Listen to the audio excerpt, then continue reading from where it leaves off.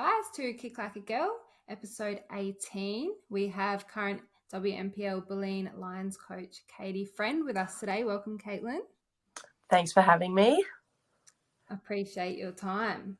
You're currently at Bulleen's Lions coach. You are the women's assistant A-League coach at Melbourne Victory.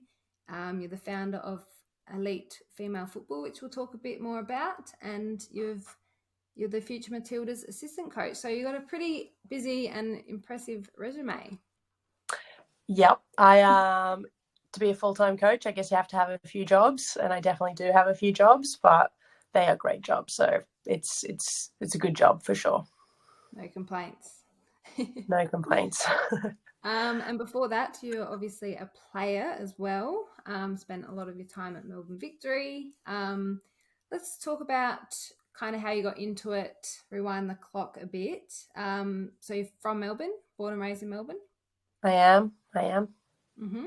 Do you have siblings, or what was your kind of upbringing sort of like? How'd you get into soccer? So I was born in Melbourne. Both my parents are from the UK, so they migrated here when they were like 20 years old.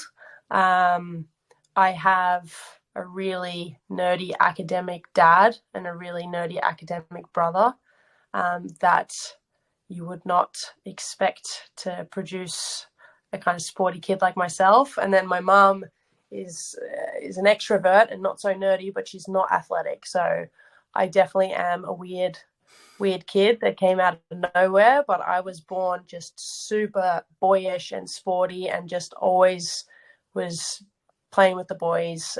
And my parents basically threw me into football because they didn't really know where else to throw me. And I just so happened to fall in love with it. And the rest was kind of written in the stars. Yeah, right. So you just have the one brother? I do. And I've got my mother remarried, and I've got a half sister as well. Oh, nice. One of each. Yeah, exactly. Nice. So you started playing at 7, and at 12 you were kicked out of the boys' team. Is this true? Girls wow, were no longer allowed. You really have done your research. Come on. Yeah, I played at Clifton Hill United, and although the club has changed a lot since then, at the time it was very unique to have a girl in the boys' team. And I think, as you said, at age 12, it became only boys. And so I had to kind of figure out what I was going to do. And I couldn't find a girls' club. So I actually ended up playing tennis, which I hated. But for a good year, I had no idea kind of where to go, what to do. And I was just trying to play sport. So for something I loved so much. And I think I played at Clifton Hill for 7 years and just loved every minute of it. And for that to be taken away from me was definitely crazy. But I wouldn't change anything because I am who I am now. Yeah, how was that playing in the boys' team? Did you kind of hear those typical sort of comments, or were you kind of like up to that sort of standard anyway? And how were you sort of respected or disrespected in that regard?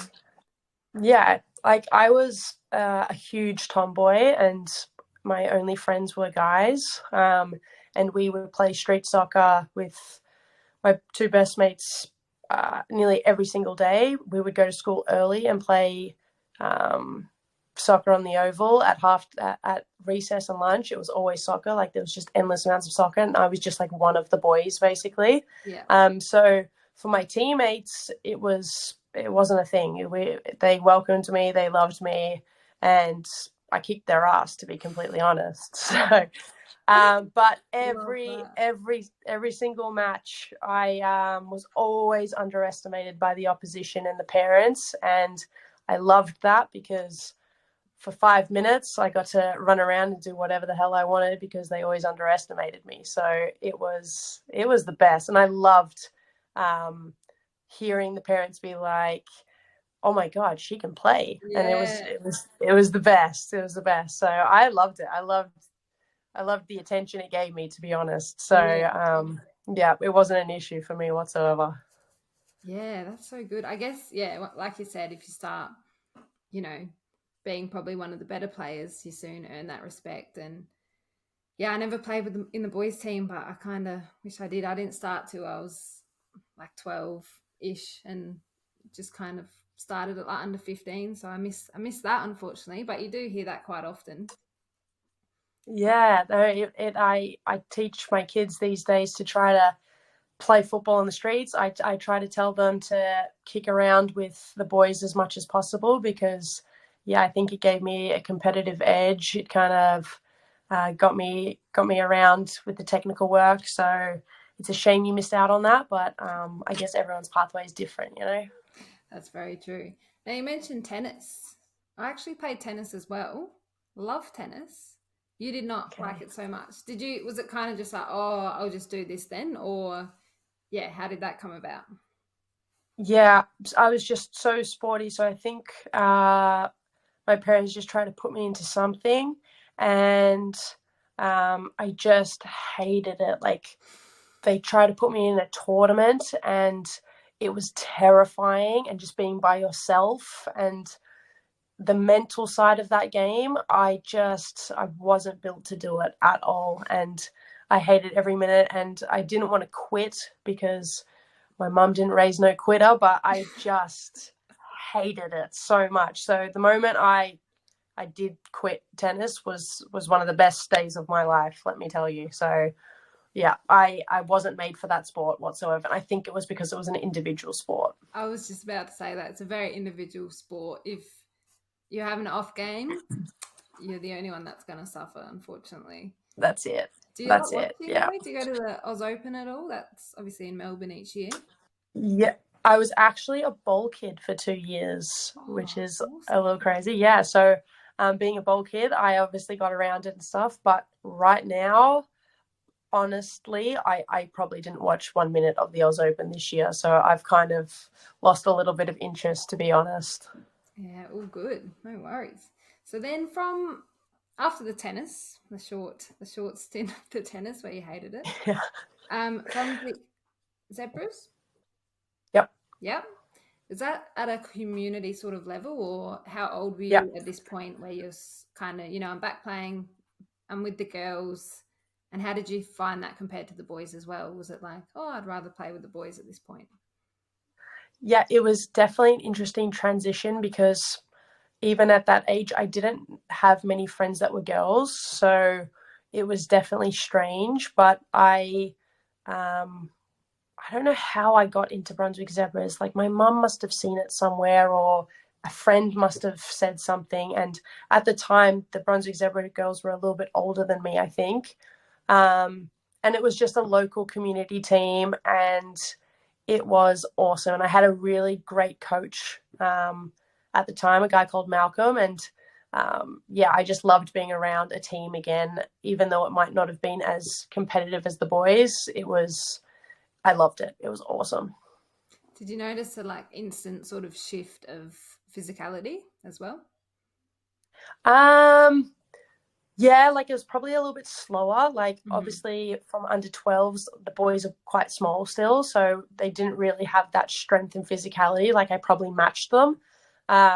But they were just so quick and nippy all the Hmm. time, whereas the girls definitely didn't take it as seriously, so they were a little bit more casual, and maybe just didn't have that sort of sharpness in that kind of era.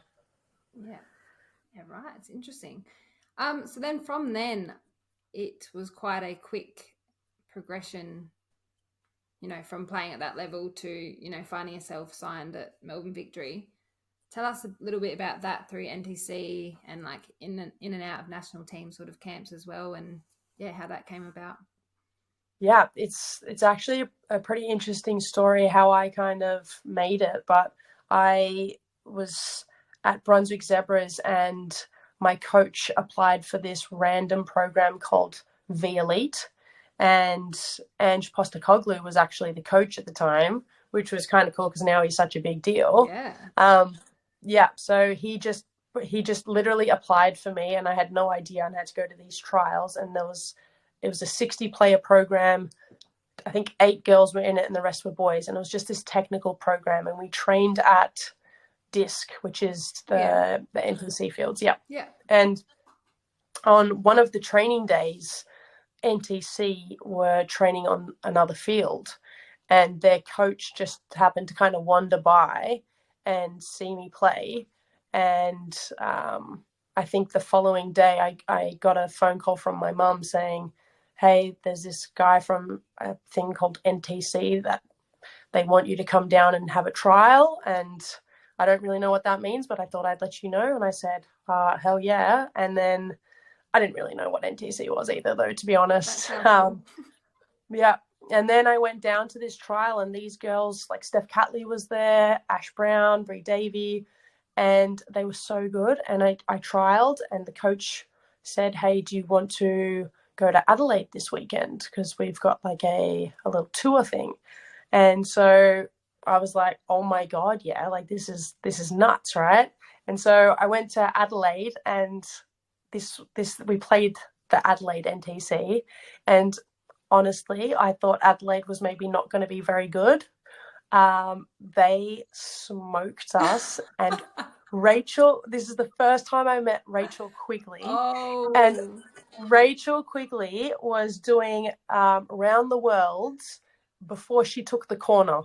She was just throwing a few round the worlds before she hit the corner, and I was just like, who is this girl and what is happening right now? We got our ass kicked, and I was like humbled. I was humbled. And so it was, Don't underestimate Adelaide. yeah, That's I the should lesson. have never, because they kicked our ass. And so, Oh my gosh. yeah. What And year then was this, roughly? Sorry. I know. So then I think like a month after that, I got invited to go to the Coffs Harbour National Tournament, and I did really well in that tournament. And that week after the tournament, I got another phone call from my mother, and she said, some Scottish man is now calling me asking to go into a Australia camp. And I'm like, Mum, you have to listen to these phone calls better because you're killing me here. And it ended up being Tom Samani, who was the current Matildas coach, and he was trying to ask me to come to a junior camp. And so I then went to the junior camp. I got into the under-17s national team, and that year I also got a Victory contract. So from yeah, it was nuts. From playing Brunswick Zebras to my coach at the time that just randomly applied for this random thing, to playing national team, Melbourne Victory, state champs, all within a year. That is crazy. Yeah. So it was totally random, and it happened so quick. Yeah. Oh my gosh. What year was that? You're in Adelaide. What year was this, roughly? I would have been maybe 14. Oh, okay. So yeah. Yeah. So that is. Do you remember God, how old am I? where the game was? Yeah. No, but I tell Rachel Quigley about this all the time, so she will know. I'll ask her. I'm sure she's listening. She'll be like, I remember where that was. I remember what She- corner flag I was doing that. She will know because we talk about it all the time. Some things never change with Quigs. Even last year, No. she had the ball in her chest and was just kind of running with it just for like a few seconds. But people, I think it was a cup game or something, and you could hear people on the side like, "Oh my gosh, like what is she doing?" She is the best. She is the best. Yeah, wow. So that's awesome. So you signed with Melbourne Victory. Did that was that mainly through the national team or NTC or like a bit of a mix? Who was the coach at Melbourne Victory then? It was a guy called Matt Shepherd, and back then the NTC coach was the Victory coach. So, and NTC had like multiple age groups, and there was a senior NTC and like an under 17s and under 15s or whatever. And so, yeah, it was kind of like all linked. If you were kind of in there, you were in it all basically. Yeah. So, yeah, it worked out pretty good. Awesome. So you've had 43 appearances and 15 goals over 5 seasons with Melbourne Victory. Do you have a favourite goal? Actually, I do. I played a game against Adelaide. Actually, I scored all my goals against Adelaide. Is it on but film? There was this one. Yeah, it probably is there somewhere. I don't. Yeah. But there's a game that we played at the Veneto Club, and it was against Adelaide, and I scored a hat trick that game. Ooh. And there was this one goal I scored where Stoddy ran down I think she was playing centre back, but she's running down as a right winger, and she drives this ball like perfectly into my foot, and I drive it right back into the net, and it was just the icing on the cake, and that was my first like proper performance that I'd ever done. So I was just like on top of the world in that game. So I remember it very clearly. But I also scored a goal off the back of my neck once because Lisa Devanna hit the ball so hard into the crossbar. I turned my head because I thought she was going to hit me or something, and it's gone into the crossbar, back of the net, into the goal. What do you do at that point? So, Celebrate? yeah, Just take it? yeah, like I'm pretty sure that was my second hat trick game as well. I think that could have been the third goal. That's amazing. I love that. So those are the memorable ones. Yeah, right. You spent a little bit of time over in the UK. Yeah, 2014, you signed for Notts County. You're 20 at this age, at this point. What was that? How did that come about? And how'd you find, yeah, football in England?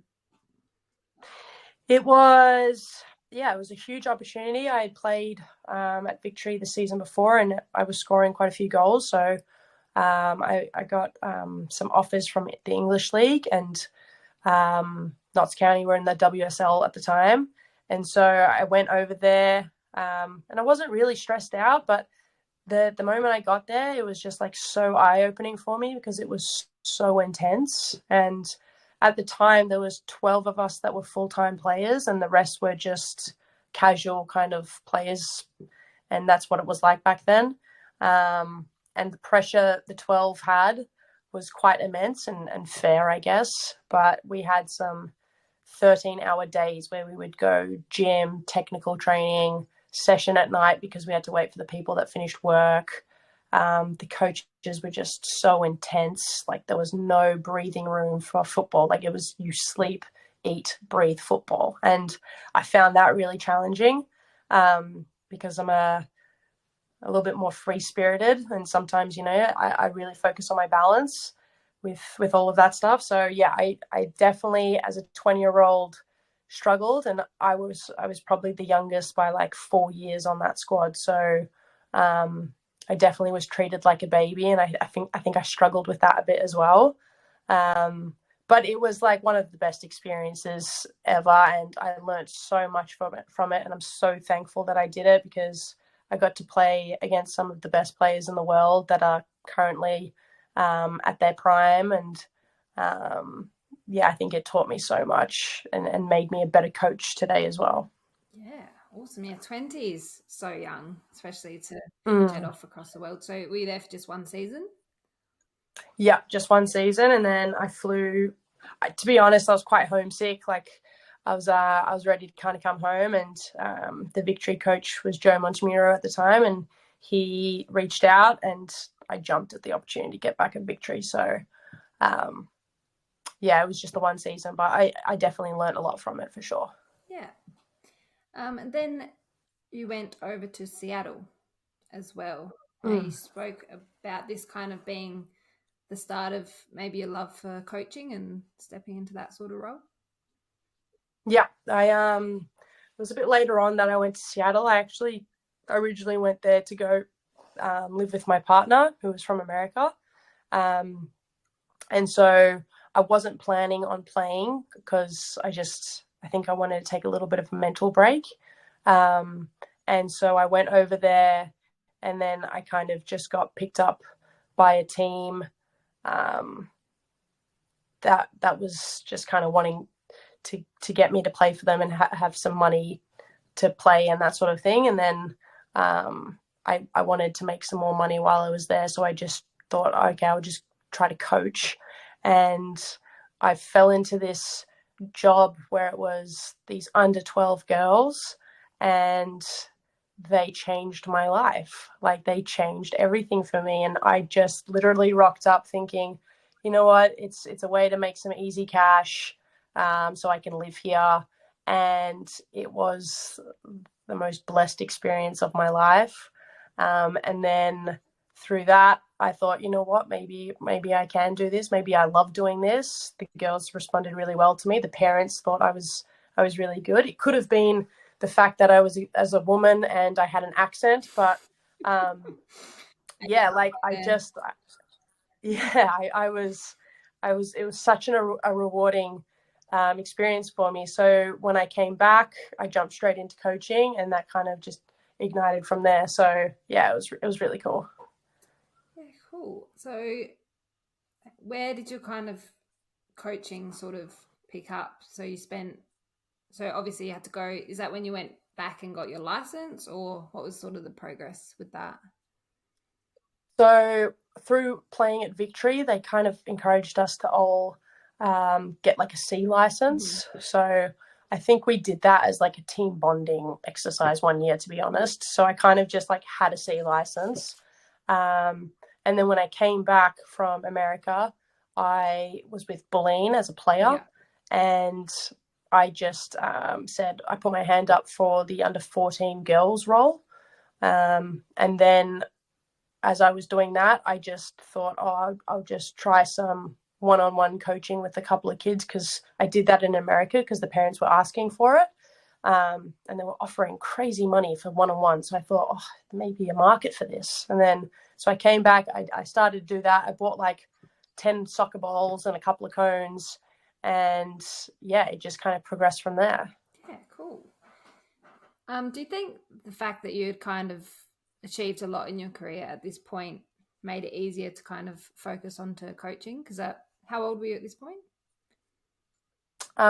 Maybe 23. Yeah, so that's yeah, pretty young as a player, I guess. Mm-hmm. Do you think maybe if you hadn't made A League or you hadn't gone to the UK or something, you would have sort of kept trying to push for that, or do you think that was kind of didn't really matter at that point?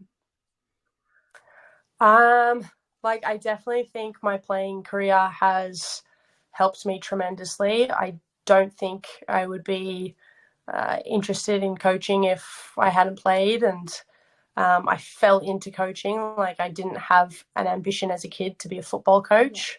Um, so, but yeah, I think the knowledge I have from just playing, and I wish I had paid more attention to my coaches when I was younger, because I had some of the best coaches in the world, but I never paid attention.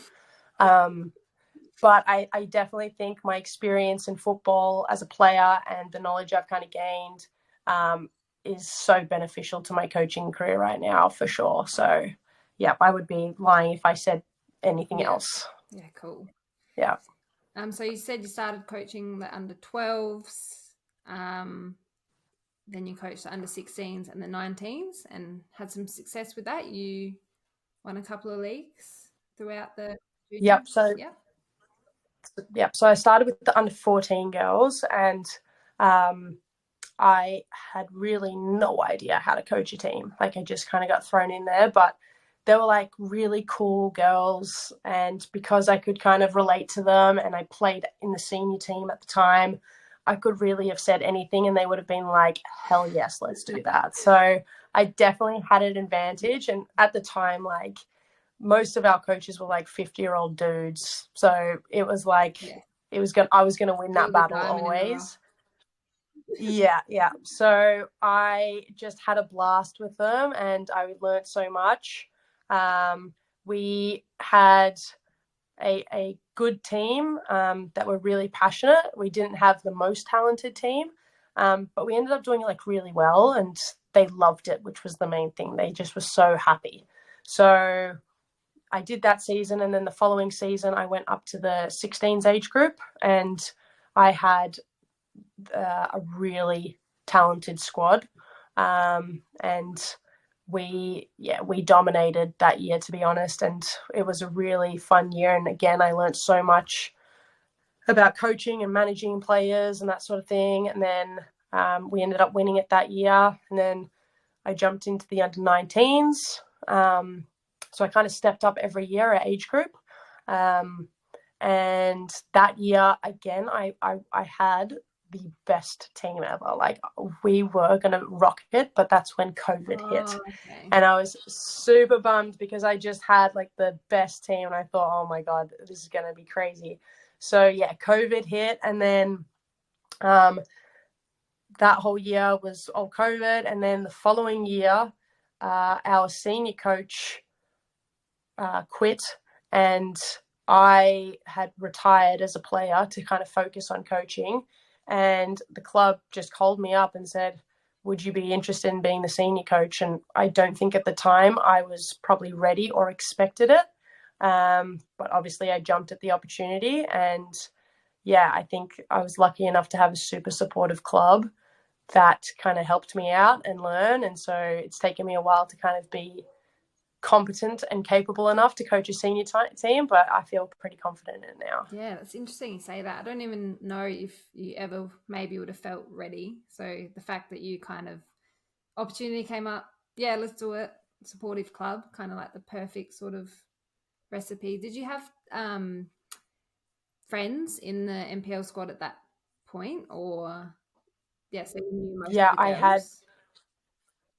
so I obviously had played in the senior team for, I think it was 6 seasons with Bulleen. So throughout all these junior teams I was coaching, I was playing. Wow. And when I got the head coach role, I had just come off playing with the whole Right. team, basically. So yeah, transitioning into their coach from their teammate was definitely interesting, especially because I was like quite crazy as a teammate. And it took a while for sure, but obviously with age, you gain wisdom and maturity. And so now it's a lot easier for sure. Yeah, awesome. So not long after you founded Elite Female Football, which I want to talk about. Founded all by yourself, based from the Veneto Club. Do you have an Instagram for that? For those that are listening and might want to check it out. Yep, elite.ff. Awesome. So Yep. how's that been? Yeah, as I said, I kind of came back from Seattle and I had done some one-on-one coaching there, and it was kind of cool, kind of easy, and a good way to make money. So I thought I'll just do that as a side gig here. And then I had the Seattle parents message me and be like, hey, can you come back to Seattle and run a clinic? And I thought, maybe, I don't know. And they're like, we'll pay you anything. We'll pay you anything. How about you even make a business name and like do something cool with it? And I, through that, thought, okay, well, this could be Great idea. something. And so, yeah, so I talked to Bulleen and I said, I'm interested in running a clinic. And for about 6 months, I just slowly stepped my way up into creating a business and made a website, figured out my business name, did all the little details of bank accounts and this and that, and slowly got more equipment, reached out to sponsors. And my first ever clinic, I had 30 girls, and it was a maxed out at 30. And I only got 30 tops, and I only had like 15 soccer balls, and everything was so precise. And I had to like spend probably a month figuring out every little detail of that 3-day clinic. And now a 3-day clinic is super easy to run, but in that moment it was just nuts. And I remember Skills, which is an equipment brand, said yes to, I was reaching out to everyone, and they said yes to basically sponsoring the clinic. And they had sent a bunch of equipment to me, but it just wasn't arriving, and it arrived the night before the first day. And if that hadn't arrived, we would have had like nothing, absolutely nothing. So it was so stressful. But it's just crazy to think where it kind of started and all of those little speed bumps you got to get over, and to now kind of how smooth it is and how fun and easy it is to run. It's a crazy journey. Yeah, that's so awesome. Good on you. I want to Yeah. ask, obviously you grew up with some pretty influential sort of people, Bree Davey, Steph Catley, Rebecca Stott. I see that they come out and visit quite often, even give you a hand with the coaching and stuff. What does that do for the young girls having, Steph Catley rock in? Do they just lose their minds?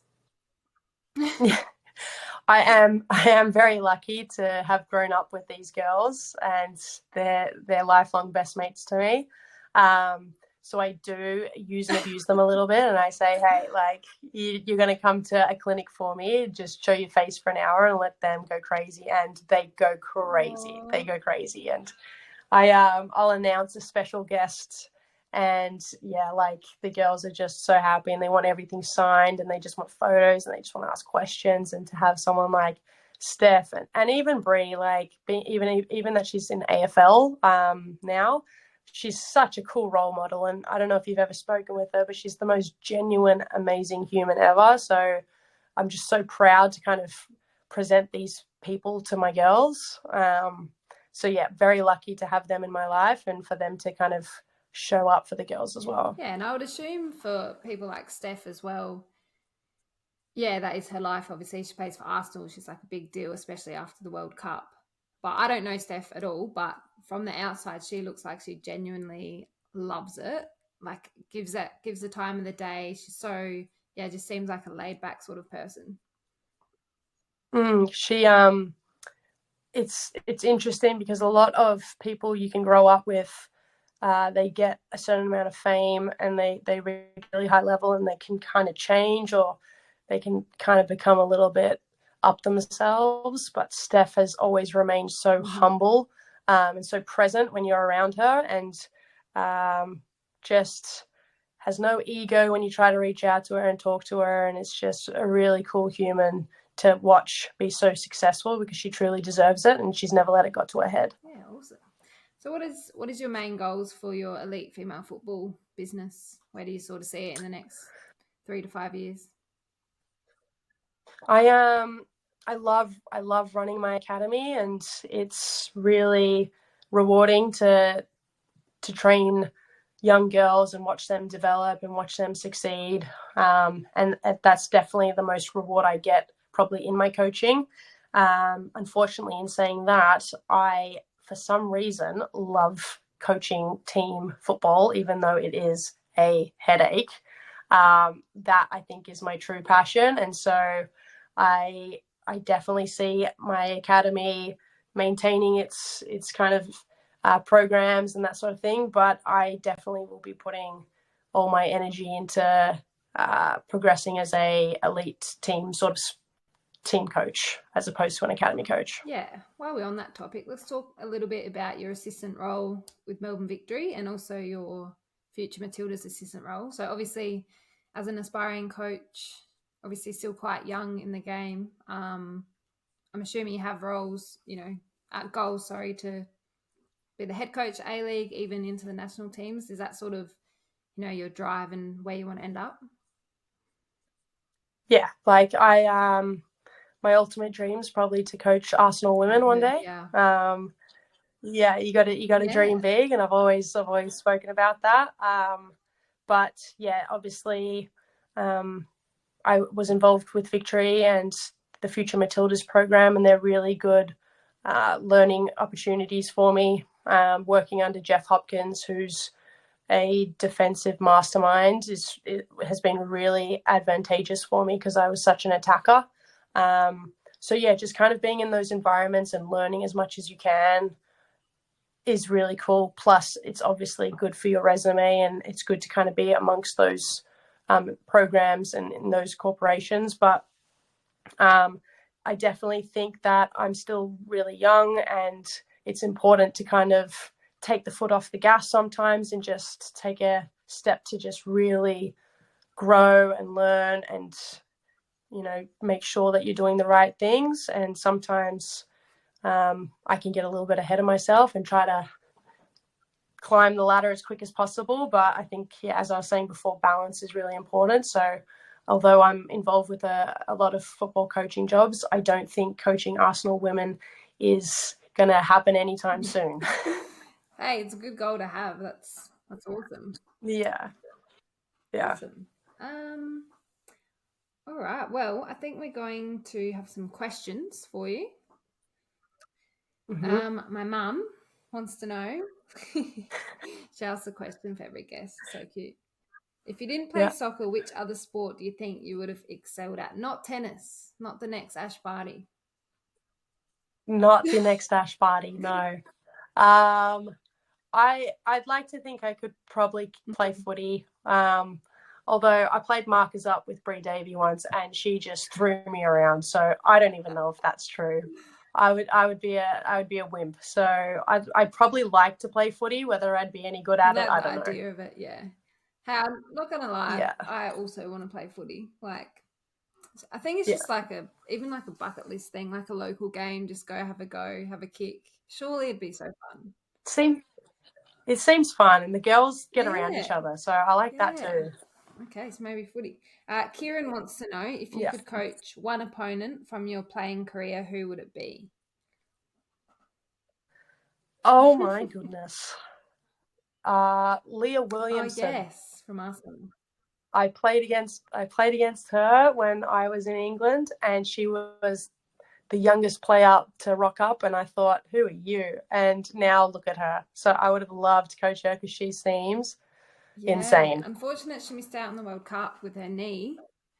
I know, I know. Like the amount of ACL injuries going around right now is just Yeah, I think in nuts. particular the Arsenal squad or the England squad.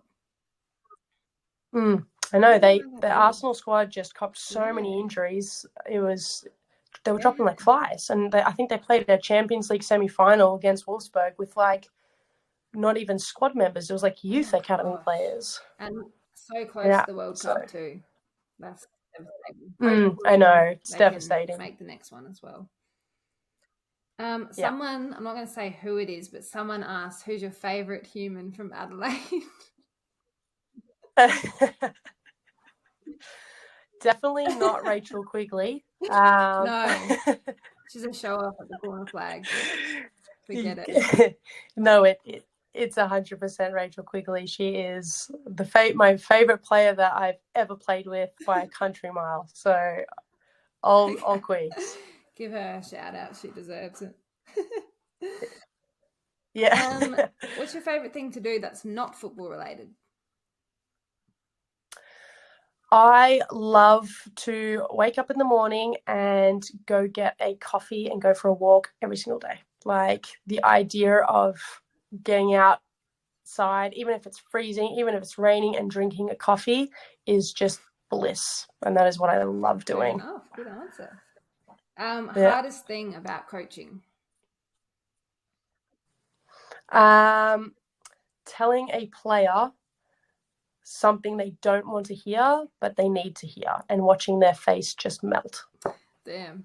Do you mean like not playing or need to work on this or just all of the above? All of the above, just providing them with feedback that they don't want to hear that hurts their feelings, but it's going to be good for them in the long run, or telling them they're not going to play because your gut is telling you that it's not right. Like sometimes those kind of honest answers suck to hear, and you can just see their face just start to like quiver, and you're Oh like, no. oh, It's got to happen. yeah, Good exactly. coaches got to do that. I think a few would probably avoid that and then it would just all come crashing down eventually. That's it. Um, what has the World Cup done for future generations in Australia, do you think? This World Cup has been the best thing that could happen to Australian football. I think the biggest thing is it's proven to so many people that football and female football is serious, and that it's watched and people are interested in it. And women are extremely good footballers. And so there's not really an excuse to not support football anymore and female athletes. And so I think we all kind of have to get ready to kind of watch this football nation explode. And so let's sponsor it, let's put money towards it, and let's really put some effort into it because there's no excuse Yeah, anymore. awesome. Good answer. All right. I'm going to play a little bit of a game. So, obviously, you're a coach. We've established that. I'm going to say just like a scenario, and you're going to tell me if it's harder dealing with that as a coach or a player because you've done both. Okay. Okay. Keeping your cool. as a player. Harder? Yeah. I was shocking. I was shocking. My tone was terrible. My delivery was terrible. I was terrible. It was terrible. I've calmed down and mellowed so much as a That's coach. interesting. Were you a red card fiend then? Yeah. Or I wasn't really a red card fiend. I was more like aggressive to my teammates, like just trying to get them to like just fired push up? more and be more competitive. And Passionate. yeah, like you could ask almost every single one of them, and they'd probably say that they hated playing with me. That's so funny. Were you that player that would like miss a Yeah. sitter and then be like, "Fuck," like loser? Look, I missed my fair share of sitters, but I did accept that Okay. kind of responsibility. But I if they missed my foot by like half a meter, I was High unimpressed. Yeah, standards. yeah, That's good. yeah. Was this at High training too, or standards. just in games? Training too. Like I remember a practice match at training, and some of the junior girls that I was coaching at the time were watching, and they watched me abuse my teammates, and they were like, "What is wrong with you? Like, where has this come from?" So it was just like a white line fever when I walked onto that field. Like I was another That's person. amazing. What coaching can do, huh? Well, I guess you could Mm, see some coaches, you know, pacing up and down, losing it, sort of thing, and then calm player. So that's interesting how that sort of worked out for you. yeah, yeah. Losing a game.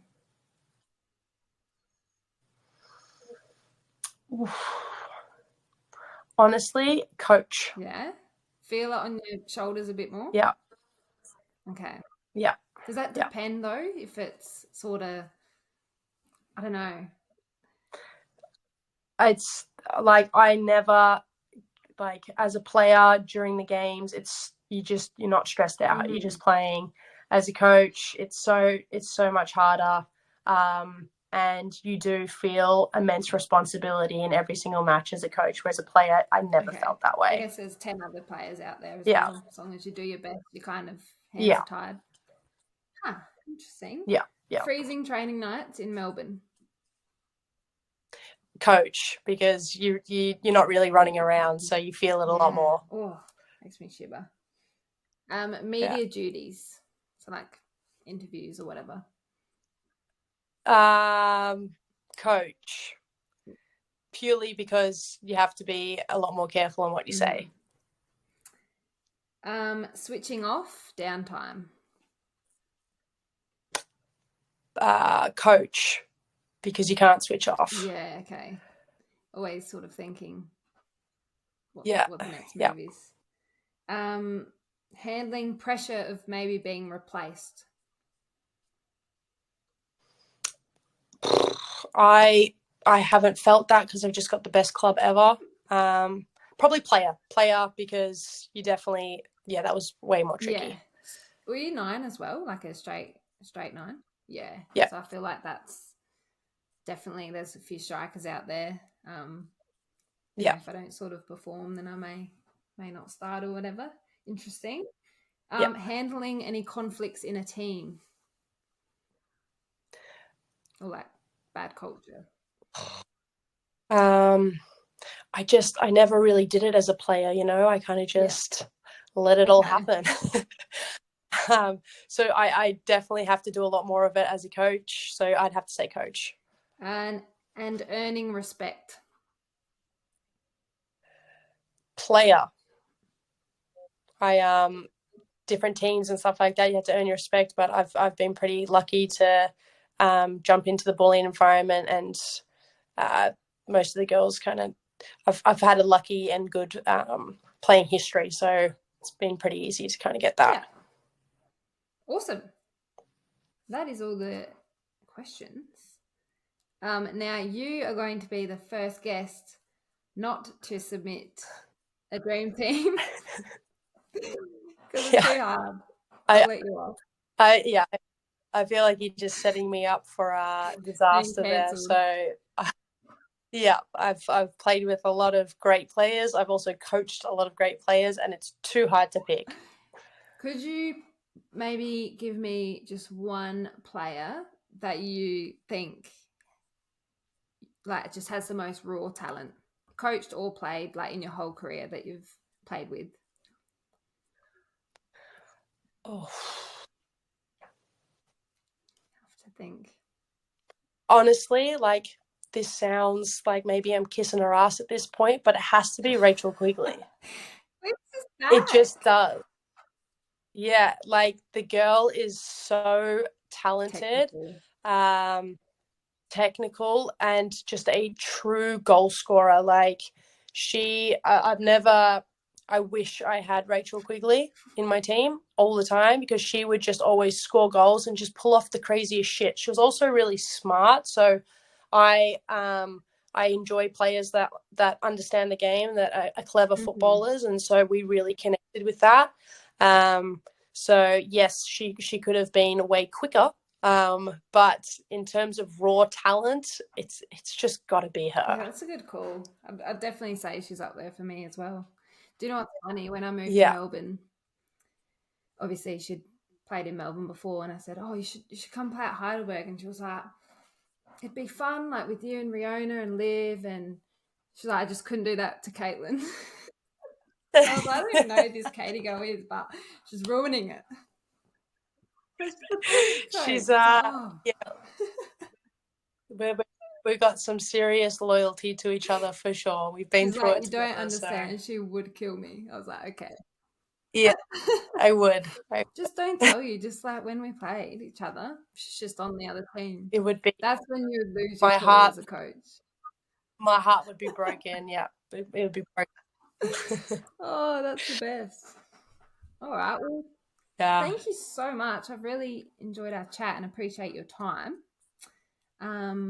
Yeah, just want to wish you well with all your coaching. Obviously, you've got finals coming up with Bulleen and A League commitments as well coming up. So, yeah, wish you well with all of that. Thank you. I appreciate it. This has been super fun. And yeah, you're really good at this, so I've enjoyed it. It's been Thank you really so cool. much. No worries. All right, Yeah. guys, if you are watching on YouTube, don't forget to subscribe, follow us on Instagram, and follow on Spotify. Thanks, Caity. Thank you. See ya.